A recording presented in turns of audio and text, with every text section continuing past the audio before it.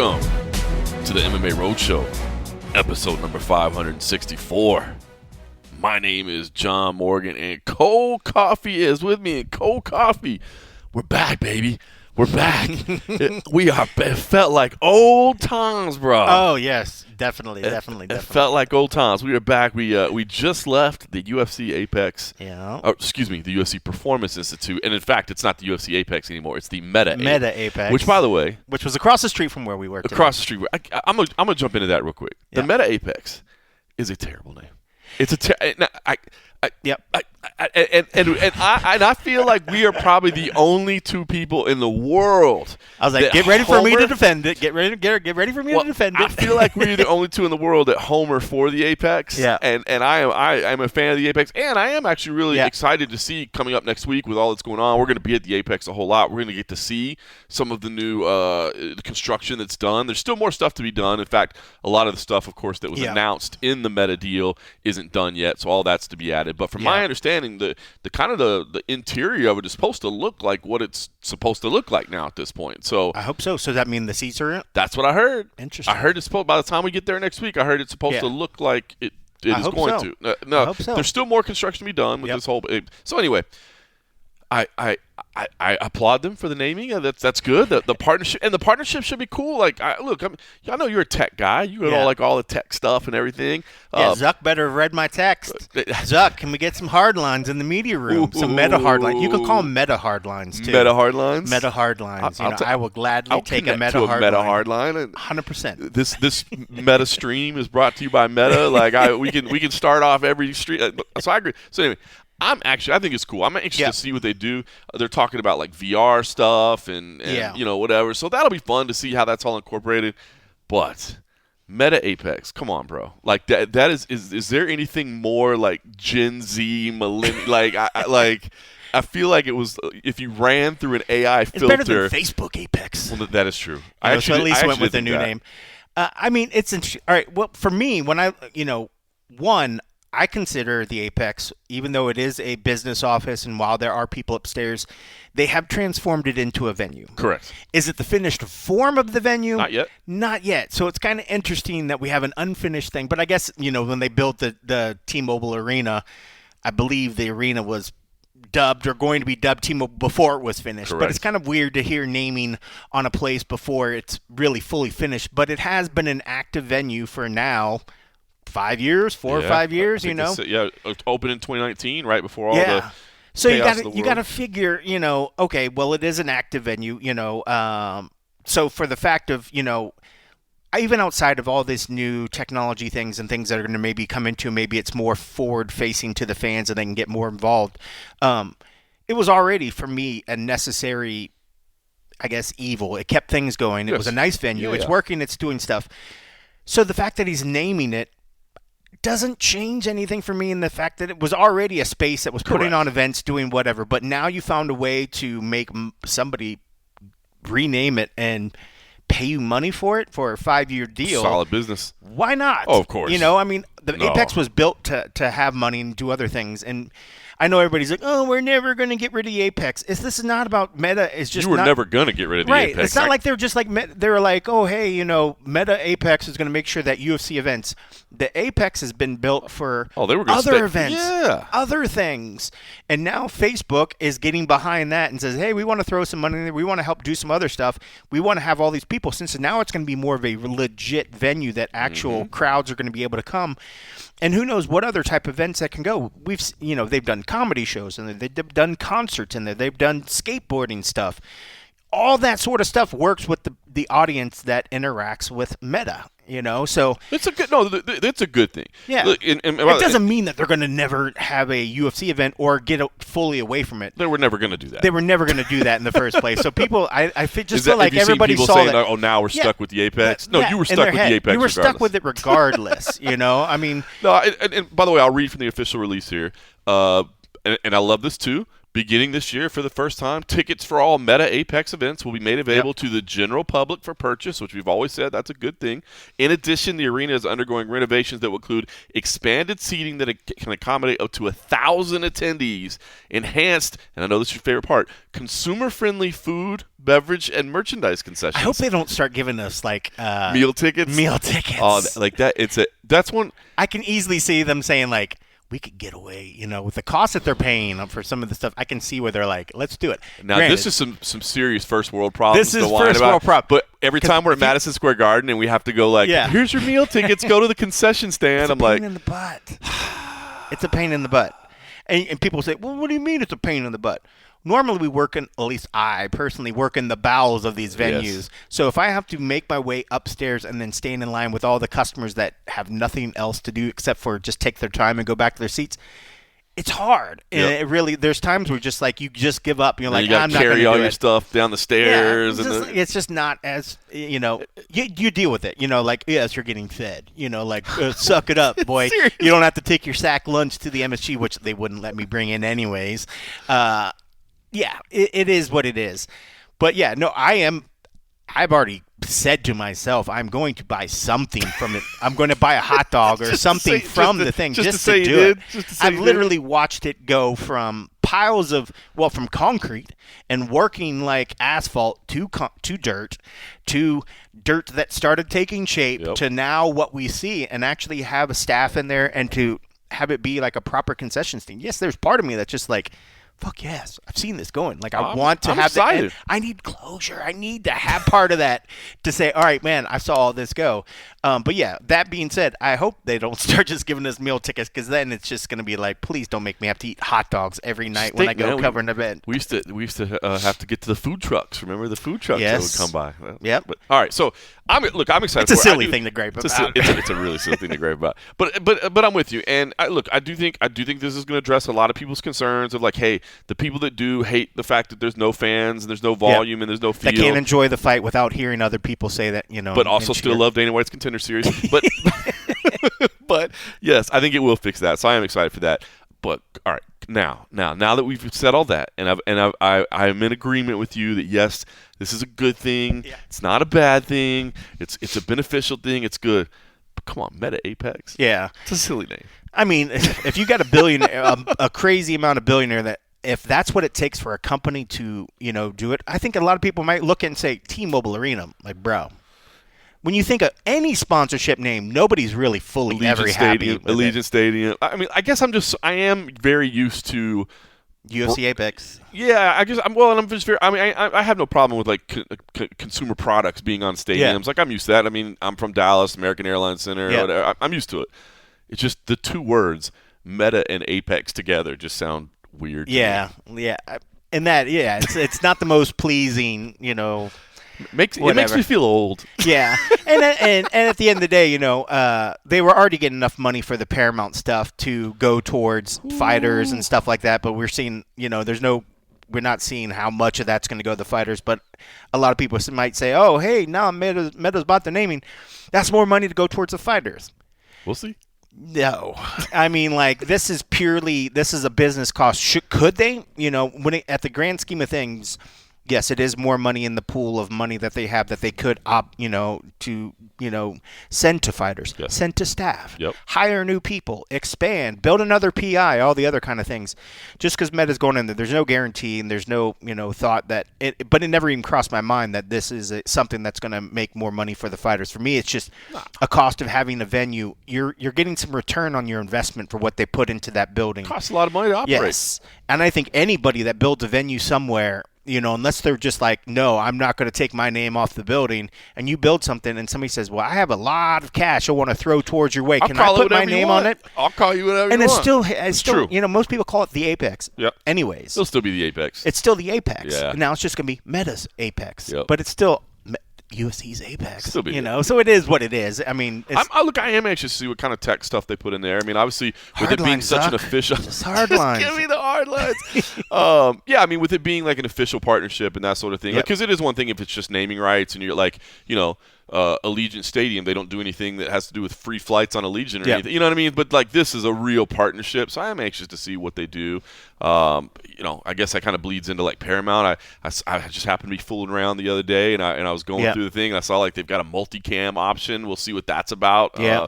We'll see what kind of things are changing. But anyway. Well, especially that room. So when we're looking at the main room where the venue is, now that the seating is going to be expanded, when they did, when the media pitched, or I'm sorry, when the PR team pitched us to go see the spiel about the meal packages stuff. So what would be, if you walk into the venue from the normal area and the floor opens up, this room off to the side where they did this presentation, I forget what they call this particular room, but I can see that whole space is just perfect for something like Meta to just roll in there and have it be the Meta room of like headgear and all their new technology and everything like that. Because at points in the event, my whole thing, I hope it does not slow down the pacing of a fight. Yes. The days are already long. So say you already have 13 fights. Don't start putting breaks because you want people in the seats to have time to go see this room and see gear. Like, do not change the pacing. And I hope the fact that now they're opening it up to the fans, they want to now include other things for fans to do while you're there at a venue. Don't change the pacing of the broadcast. Don't mess with what's already there because it's already a long day and it's already a long, It's a long ass the diehards. Most people 6.5 hours. That's a long time. It's and it feels like half your day, even though it is only 6 hours. I'm thinking like, is that it? Yeah, but you're there. You're there an hour early to set up. Yep. Obviously, you're there an hour late. I mean, a fight day for us is probably 10 hours. Yeah, probably 10 hours on average. Easy. But I just mean for the average fan. I always tell the story like I got my dad tickets to go to a UFC event in Dallas, and it was like a 13 fight card, and it was one of these 13 fight cards that was really good. There were some interesting prelims, yep. and that's it. And my dad's like, "What time should I go?" And I remember thinking like, "Oh, what." I'd go for the first fight, but then I realized what I'm asking. Like I'm asking my dad to sit there. Like I'm going to sit there for 6.5 hours, of course, because I'm hardcore. But my dad, who I got tickets for, I'm going to tell him only to go the sit hardest there of for hardcore sit there hours. from the very beginning. Yeah, this is the perfect time. Where I know we've said this. We've been saying this forever and ever. If there was ever a time for there to be a physical Hall of Fame or something at a structure that fans would be facing.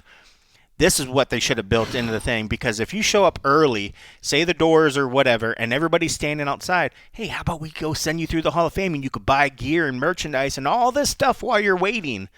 This is when they could have capitalized on it. That's interesting. I had totally given up on that idea because I said like they're never going to do it, but like now that they are kind of adding and growing and stuff, like that would be really cool. And it would be so cool to have like old memorabilia and stuff. Even look, you see, where did the Tough shirts go? Oh, yeah, they're not. Well, we haven't seen it yet. I know they said they were coming back. So what you mean by the tough shirt is the autographed jerseys. All the autographed jerseys that used to line the hallway that would lead to what was eventually the venue space. They took them down because they were expanding it. And that wall went away. But the wall's back. And that area used to be it was a store area, and then it was the VIP dining area, and I think it's still going to be like the VIP dining area or whatever. That stuff. They have tons of stuff that's just sitting somewhere that they physically could just put some, even if it's just replicas of the belts or, all the other little stuff. Even those belts that they have hanging behind like in the front. When you walk in the Apex, they have one of like every kind of belt, from the old UFC belt to the super fight belt to the tournament belt to the WC belt to the Pride belt, and it's cool. But it's literally like kind of tucked behind a staircase. It's hard to see it. Yeah, half of them you can't really even see. Even if you walk on the stairs, you can't see some of them. It's like going into a place and seeing really cool artwork and then immediately forgetting it because you can't really interact with it. And you can't really see it up close. And that's not even the main entrance anymore. That used to be the main entrance, but now that's just the media entrance. The public, they created a whole, which the new entrance is really nice. I mean, it's that way little atrium area, whatever you call that little area. Super nice. Cool. But yeah, they should move those belts over to where the public gets to see them when they come in. Like, I wonder if they're thinking about stuff. I hope they're thinking about stuff like that. Like, how do we keep improving this experience? I'm sure they will once they get to a point, but I mean, you figure some of that stuff should have been thought about when they were laying the scope of the building out and putting. I know their initial thoughts were like, okay, when we need some staff rooms, we need a box office, we need to have the bathrooms and the water closets and all that other stuff. But it's like, you would think if you were spending that money, somebody would like, well, what's the initial wish list? What is the most stuff we possibly could want in this building? You would have hoped that those conversations, because then once it's business, the building's laid out and it's set, then it's like, okay, what room can we repurpose? Like, well, man, if we only had if we were just building on this place, it's like, oh, well, you just You did.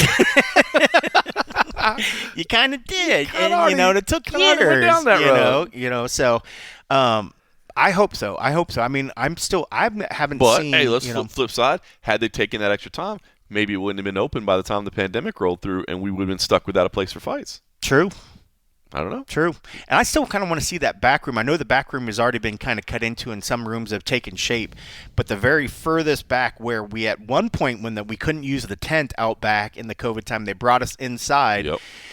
There's a huge space back there, and there used to just be a lot of storage. And I know they built some rooms onto it, but I'm wondering how much space is still left, and if there is stuff. And maybe they are building stuff back there. Maybe they have built some more rooms, and I just haven't seen because I haven't been in that back space in probably 4 years, 3 or 4 years. Huge, big warehouse. Big, huge warehouse, so it's a lot of possibilities. And if they haven't thought about putting maybe, Hall of Fame or some sort of space, that would be a great spot, because even on the backside, you don't have to bring them in the building. Like, you can keep that shut off from all the other stuff. Bring them into the back, Hall of Fame, back, whatever, and they can go in and out of a door on the back of it and never actually enter, I guess the forward part of the venue. So where people can show up, spend an hour before while people are waiting in line. I mean, for the most part, your seat once it's established.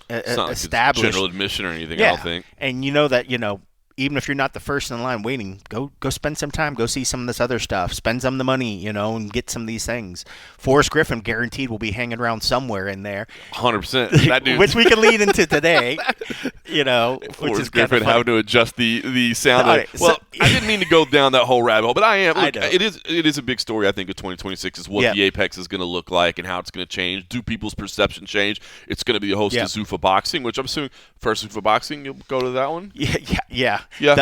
Talk about an unceremonious sort of like, hey guys, here it is. It definitely is getting smashed into the fight week with 324. The card yet, right? It's still TBD. We finally it got added to the press portal. Oh, you did? I saw yet. it, and then I tried, and I was like, it kept airing out, and I was like, hey, I'm trying to sign up for this thing, and PR was like, not yet. I was like, okay, well, I see it. I'm just like, but here's a screenshot of the error message, because that's just me. When I see some error, I'm just trying to help out. And then next thing I know, I got a confirmation like a day or two later saying that it approved my thing. But I was like, did it actually? So it actually went through.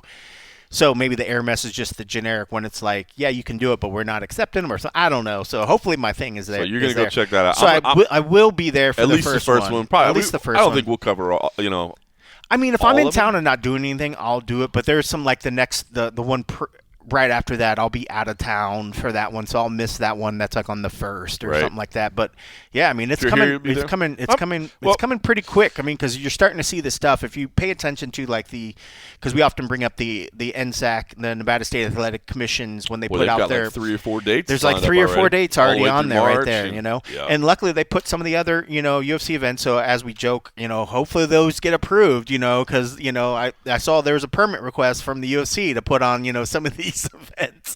I hope the commission approves it. Let's all keep our fingers crossed. Fingers crossed. They're good. I was going to pull that up. I guess I didn't download that. I was going to look at and see exactly what those dates were. I will tell you one thing I thought was interesting, and maybe you've heard other things.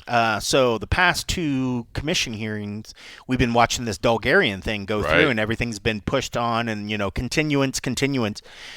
In a weird, just hey, where's Waldo moment? It is not on this agenda. Nothing Bulgarian is on this particular agenda, which either makes me think, okay, well, they're just, there must be some discussions or whatever, but I guess, is that okay? Or I guess when they say it's been a continuance and they make a thing, they say, hey, we want to have a continuance to the next meeting, and that's all on this public record, it's in the meeting. Does that then mean they don't have to say something or do something in the next meeting? Because normally it's continuance is only to the next meeting. So I just thought it was interesting that there's nothing there. I mean, I get it if they're talking about and they're working on it, and things are moving forward.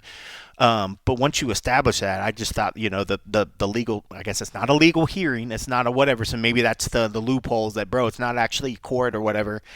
But I just thought that odd that just not being there when we've seen it on the last one, and this is supposed to be the one where I thought that there was going to be some movement, and we'll find out what's going on. But yeah, so it wasn't there. By the way, I pulled this. It is funny, by the way. So on the agenda for the 20th, which is what, next Tuesday? Next Tuesday or Wednesday, yeah. Let's see, next Tuesday. Yeah, next Tuesday. There is an application for a permit to promote a professional boxing event on January 23rd. I hope. Knock on wood, fingers crossed. I mean, this thing ain't official just yet. You know what I mean? Maybe that's why they haven't announced it yet. They got to make. I know, right? So January 23rd, February 1st, February 7th. February. Oh no, sorry. February 7th, MMA. Is MMA? Yes, February 7th is UFC. February 14th is boxing. And if you go, these are just Zuffa, TKO, things like that. There's also crazy, other man. MMA, Muay Thai stuff, and other things going on. So if you're a diehard and you want to kind of know, even though most of these things are already out there outside of the Zuffa boxing ones, you're not like you're getting the like, okay, when's something actually going to happen? But if you wanted to really like figure out when things are coming into town, they have to get approved and beforehand. But March 21st, by the way, is what. This is great. It is wild when you look at this on paper. TKO Boxing, January 23rd. TKO Boxing, February 1st.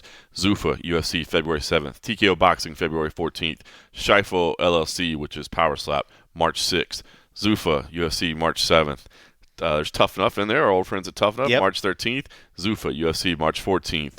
I mean, it's just all the stuff. There's so much going on. It is pretty cool, though. But I'm gonna. I plan on going anyways. Since it's a Tuesday, and more than likely I'll. Unless I have that day off. But I've been trying to show myself as a presence more, just to get down there and shoot some of this stuff. Let everybody be informed. Have a little public record. And it's cool. Like last time, I even went in there. One of the administrative assistants, whatever. She's like, "Oh, hey, Kenny," blah blah blah, and I was like. Look at you. I was like, I don't even think I know her name. So now I feel bad. I need to like learn her name because I know a lot of cold coffee. But it's just kind of funny, But like little stuff like that, you appreciate. You're like, man, somebody took the time to like look at the one person that checked in on the list and showed up, and they remembered it was me. Look at the sign sheet. Who was Hathaway? All right, here we go. But no, it's funny because I remember one of the times I signed in, I put USA Today. She's like, "Oh, not Junkie." I was like, "Well, let me tell you." I was like, "Junkie actually is USA Today," and blah blah blah blah blah. That's funny. But I was like, in my back of my head, I was like, "That's pretty cool that she actually knew that." So. One name on the list. She does study. The only person that goes down there. All right, well, listen. So down the rabbit hole. I meant to start off by talking about the fact that we were just at a media day. Yes. Paddy Pimblett, UFC 324. You open up that rabbit hole, I jump both feet in. We just going down the rabbit hole. But it felt good. And that's why I joked that it felt like old times because I'll just be honest. I don't get to go to every media day anymore because of my responsibilities. Even today, I've got to jump out a little bit early because I've got some work activities with CFFC I got to go handle. So I don't get to go to a lot of those. And, of course, it's just been a few weeks since we've had any UFC to cover. It's been so – I don't know, man, to be – and, by the way, they let us go in the cage. They don't let us normally go in the cage. The last couple times they've let us do it. Is that what they've been doing? I didn't remember it's just good. They're like, just take your shoes off, do whatever, But I think it's to me, it's almost like a reward, like thanks for coming or whatever. Yeah. But also, too, the fighters that they're choosing, I think are like, it's cool. Yeah. Like, I'll do my thing. Don't. Were we in the cage with Ilya last time? We were in the cage. Okay, I didn't remember that. For some reason, I thought that was the first time they allowed us to do that. Okay. Yep. My memory's bad. But it felt good. Yep. Patty was in good spirits. Patty, I kind of joked with him. I was like, dude, you already 55? Like, he's looking lean. Dude. He did kind of give a sigh and go, no. He looked fucking, no. But he looks lean. Looks he did. Good. He looked lean, shredded. It's funny. His coach is joking off the sack because right after you said that, he's like, "Yeah, this is when people saying he's fat." And I was like, "Bro, I'd sign me up all day to be fat and look like this dude." He's in good shape now. He looked in great shape. Good spirits. I love the fact that, he's just being open, when I'm like, hey, I know you're probably a fan of Gaethje. You probably can't say that. And he, like, interrupted me. He's like, hell no, I'm a fan of Justin Gaethje. Like, come on, man. Like, this dude, everybody loves this guy. Like, I'm a fan. And he did say, I asked him, hey, do you got to make sure this isn't, a quote-unquote Justin Gaethje fight? You know what I mean? Like, he's like, no, bro, I want one of those. Let me get in a battle. Let's get in a war. Bro. I don't know if that's the wisest idea ever, but I love the fact that he's embracing it and just, I think it's good to know what you're walking into and to be honest about what you're walking into versus like, well, I'm not going to allow myself to engage in that type of competition with him. Because, you're like, bro, Justin Gaethje is going to make you be in a car crash. Yes.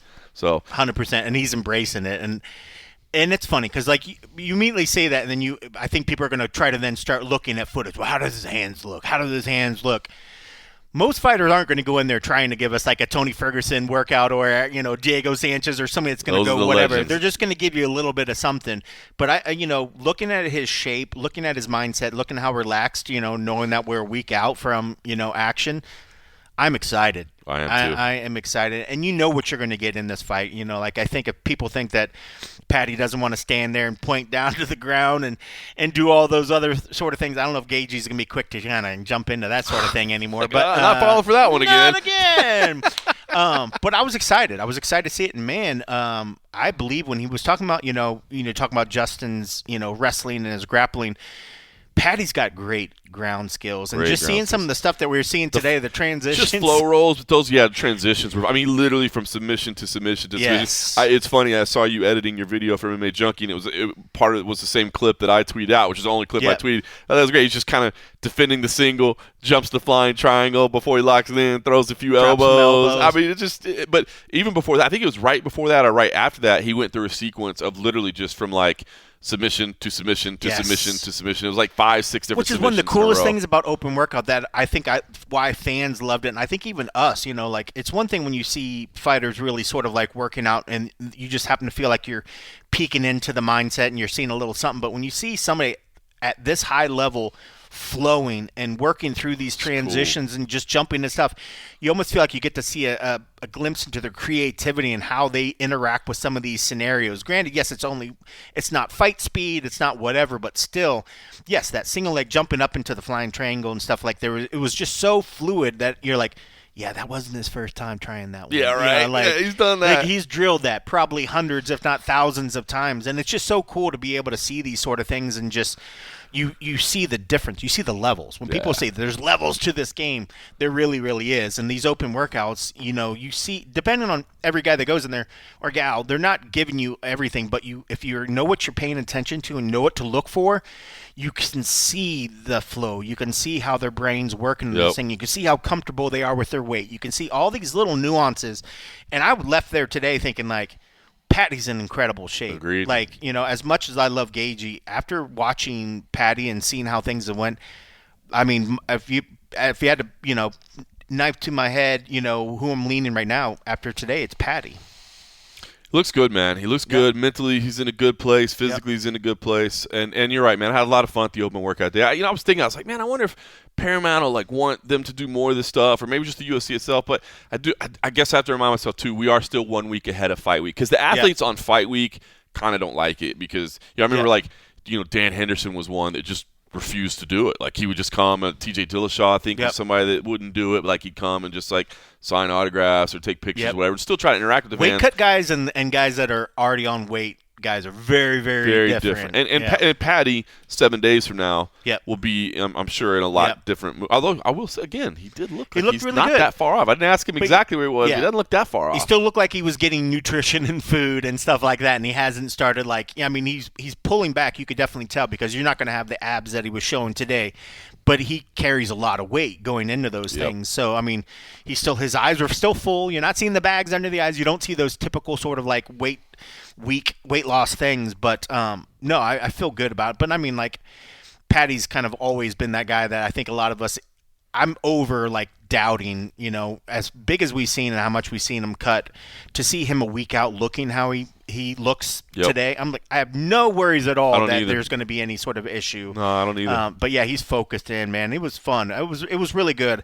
And too, man, we've been away from this for so long. It just felt good to kind of get in there, and that's saying something. A lot of time you throw something 2 days notice or whatever, you send a message saying, "Hey guys, I'm doing an open workout." I'll be like, why didn't you say anything earlier? I already have my week plan. Just decided to. I was supposed to give blood to the Red Cross today, so I had to cancel it. But am I going to bitch? No, I was just like, be happy. So I rescheduled that, and I went in there and I was like, dude, this is great. This is good. Great. It's a nice ramp up. It felt good to be back. It feels like the break. I know we still got 1 week left. Because even next week it's going to feel like, what am I forgetting? What am I doing? Whatever. It's going to be busy. I was talking to Chris Costello today, and I think they're going to, to be expected, they're going to intertwine all the Zuffa boxing stuff along with the UFC stuff. So it's going to be a really busy week. But today was fun, and I guess maybe we needed that too after the down of losing Kayla Harrison versus Amanda Nunes, because I was looking forward to that as much as any fight on the card, and that was sad. Did you get a chance before you got there today to see the video? No, I saw it. I saw it. Man. But I even just saw you could see the emotion on the thumbnail. Tears, I was like, yeah, I can only imagine. Tears, man. I mean, this is the timing sucks. It's horrible. That had to happen. But I'd rather her be 100% and ready to go Agreed. to get in there and especially not a have fight any of this lingering magnitude. shit. Oh my Yes. goodness. And it just she's not one that's going to try to I believe she really cares about the fans and the people that watch her and stuff like that. So I mean, I know she feels like she's probably let a lot of people down. And take care of yourself, do what you need to do, but. It does suck. So that was a badass fucking fight. It was a badass fight. Still a good card, but that was a huge fight. That was a it's big huge blow. loss. So everybody immediately is like, "Hey, what do you do in the meantime?" Right? And the official word is they're delaying it, right? Like they're going to reschedule it. But I think a lot of people are like, "Hey, could you get somebody to step up on short notice?" I'm just curious, where would Amanda's head be on that? Because on the one hand, she did say, I did see some interviews where Amanda said she's not viewing this as a one fight return. Yeah. Like she's viewing this as a comeback and let's defend the belt.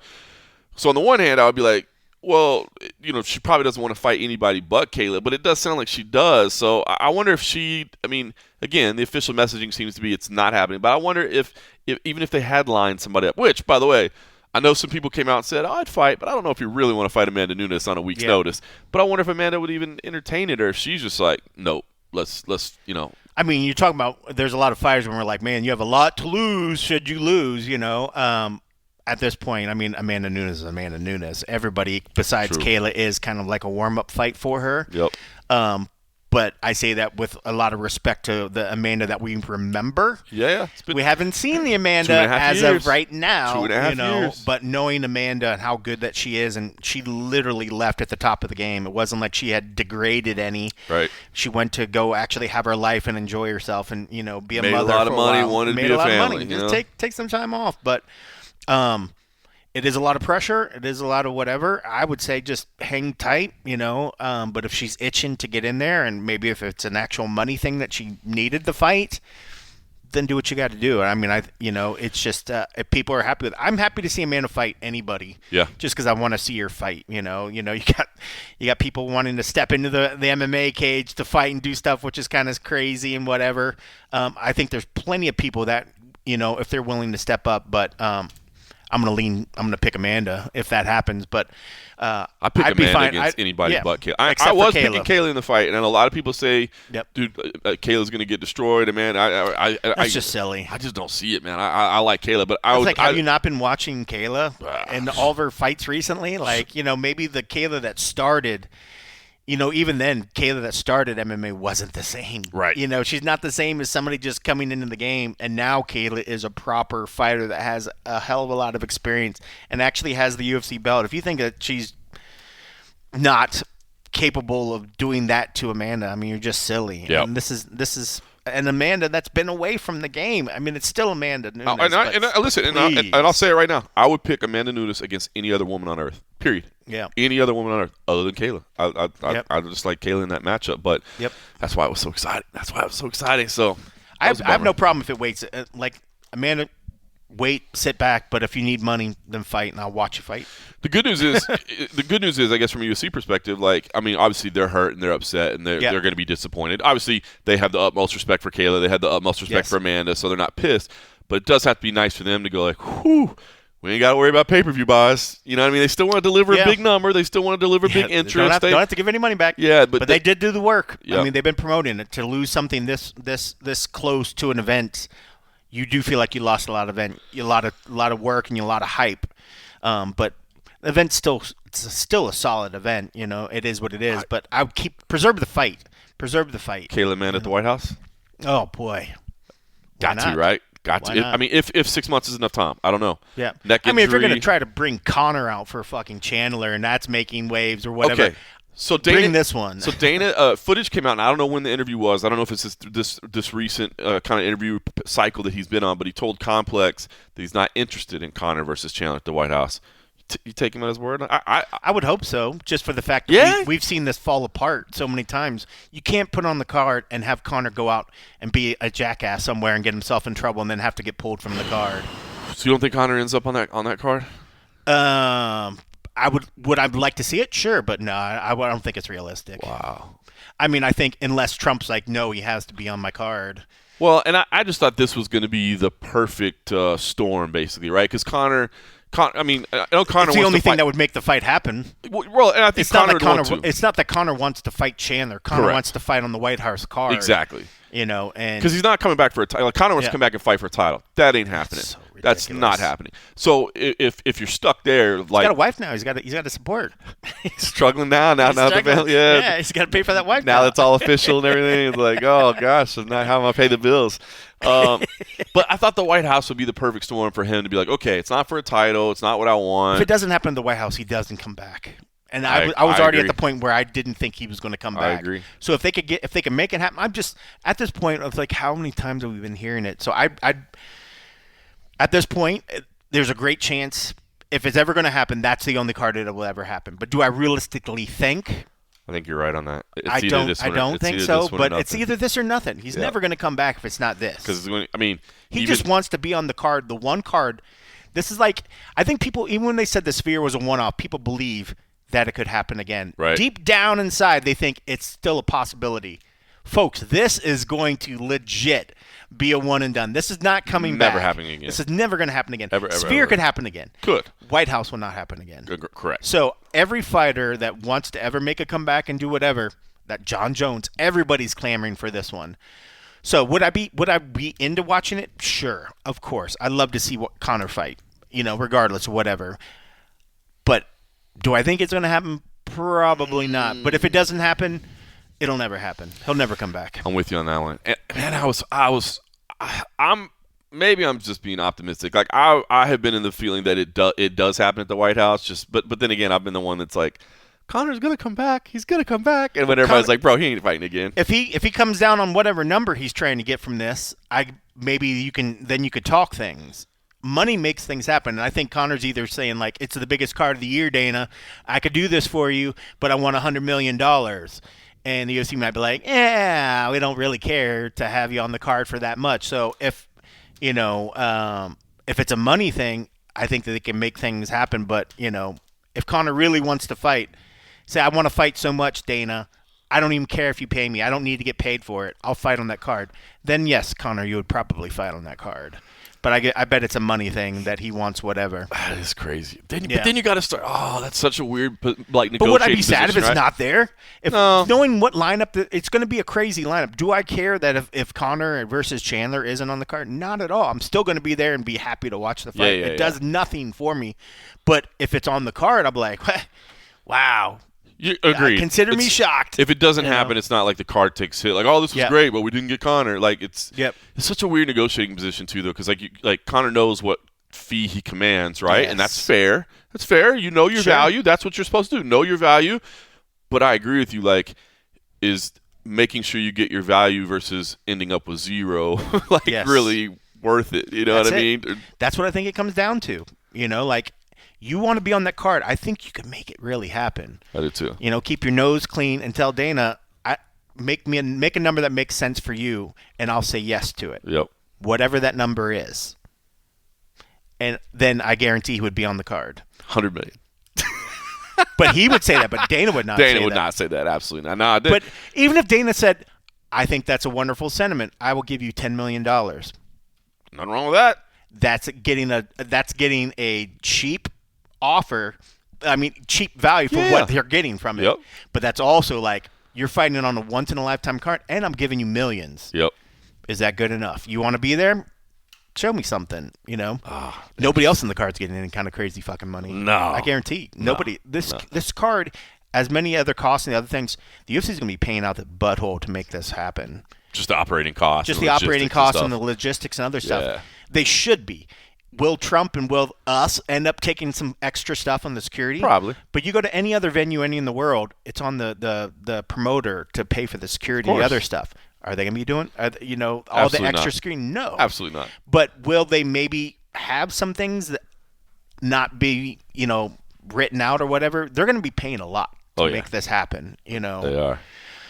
But I mean, again, it's a one-off. I just want the whole thing. I just want that to be the craziest, nutty fight. We've already started telling my boss. I was like, I know I said I don't want to travel much this year. I was like, I want to travel to that one. I will do the White House one because we have office. Gannett has offices everywhere. I can true. easily see somebody from Washington, D.C., where I think we had our headquarters around there. Yeah, easily say Virginia, what was it? Titan, Virginia, but but I think which is basically D.C. Basically D.C. Yeah.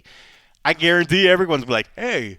I'll help you out. You need a shooter for that Washington, D.C.? No, sir, you do not. Be like, we have an entire website that only covers the sport, bro. Like, that's I did tell him, I was like, if somebody wants to help out, I'll take somebody. I was like, but don't cut me out just so you can have the local shooter. I was like, bro, let's if that does happen, let's snip that in the bud right now. I did want to put my foot my hat in the ring and say I'm willing to travel to that. Let's make that happen. Yeah, like, bro, I've covered every other event that ever need. Like, let me cover the once in a lifetime. Yeah, dude. Like you're sending. I want to do the Olympics. I want to do all the other stuff, and I don't get those calls to do other things, which that would be like bucket list sort of things. So when the big massive ones happen for my actual sport, don't pull me off to send the fucking local shooter. Like, stop. I'll give you my damn resignation. Right there, bro. Like, you just know. Oh, that's great. Well, we'll be talking about it for months. That's for sure. There's still a lot to develop around that, and yeah, man, I'm excited. I do. After today, I really feel. This break, we've been getting through it, and obviously, look, it's been busy for me, and obviously, I have CFSE stuff that keeps me busy. But we want to be around the UFC. We want to cover the big events, and we want to have the big shows. And I feel like after today, this open workout, that we're back. So looking forward to it. Want to say real quick, and like I said, I had to cut a little short today just because I've got to go take care of some other stuff. Our brother Abby's service is on Monday in London. Yep. I know that some of our friends and coworkers and colleagues are actually going to be there in person. Yep. They are going to stream it online as well.